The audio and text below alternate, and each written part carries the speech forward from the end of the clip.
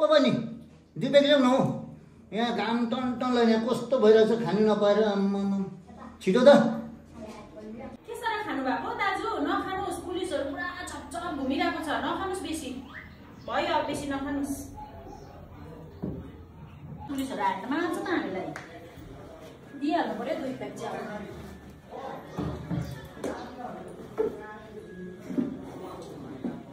दाजु अब यो चाहिँ लास्ट पेक हो ल ल लास्ट पेक हो यो ओके ल भइहाल्छ त्यो खाने हो आज कति खाएको भाइ यस्तो नभयो क्या घरमा नानी बुढीहरू छैन यसो रक्सी खायो भने त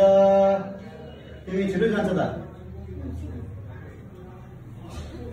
ओ दा के हो तिमी चाहिँ किन बाटो भएको न आमापट्टिको न बाउपट्टिको के सर प्याक बोलेको तिमी आफ्नो सिटमा बसेर जाऊ न मैले दुःख गरेँ मैले खाएँ नि के मेरो पैसा त खाएँ तिम्रो पैसा भाइ यो माथिको मान्छेहरूलाई सम्झाउनु नै पिर हुन्छ क्या सम्झाएको तँलाई राम्रोसँगले छिटै मर्छस्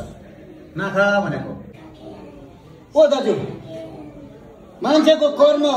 क्या राम्रै मान्छे पनि जान्दैछ त होइन म खालि मर्छु र मेरो किस्मतमा आज मर्छु भनेर लेख्छु म अहिले पनि मर्छु नि होइन के साह्रो बाटो भएको यो दाजु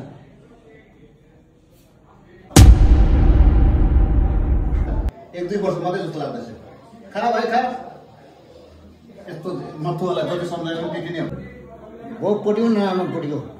के साह्रो बाटे भएको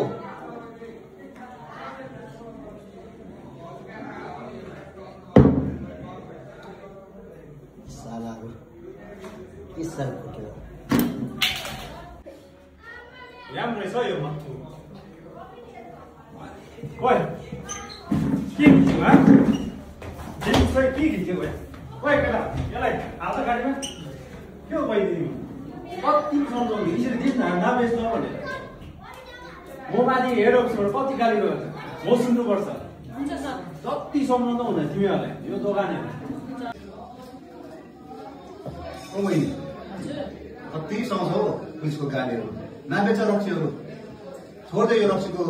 कामहरू क्या अलिकति खानाको दोकानहरू खोला अर्कै बिजनेस गर तपाईँले खै दाजु के गर्नु अब यसमै पैसा हुन्छ गरी खानु चाहिँ नदिने रहेछ हामीलाई त साह्रो भयो जिन्दगी चलाउन अब गरी खानु नदिने रहेछ रक्सीमै नाफा बस्छ होइन नबेच्नु यो रक्सीको काम व्यापार राम्रो होइन मेरो आमा बाउले उहिले बेच्यो कि त्यसको धेरै दुःख छ आज त तपाईँलाई पुलिसले वार्निङ मात्रै दियो अनि कति तपाईँको 1-2 पैसा नाफा हुन्छ त्यो पुलिसलाई टिप्दा हुन्छ सम्झाउँदा पनि त्यो भाइलाई मैले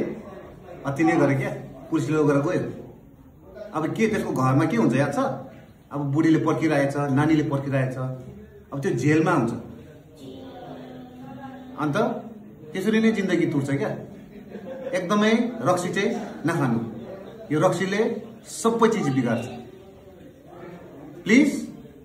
डोन्ट ड्रिङ्क अल्कोहल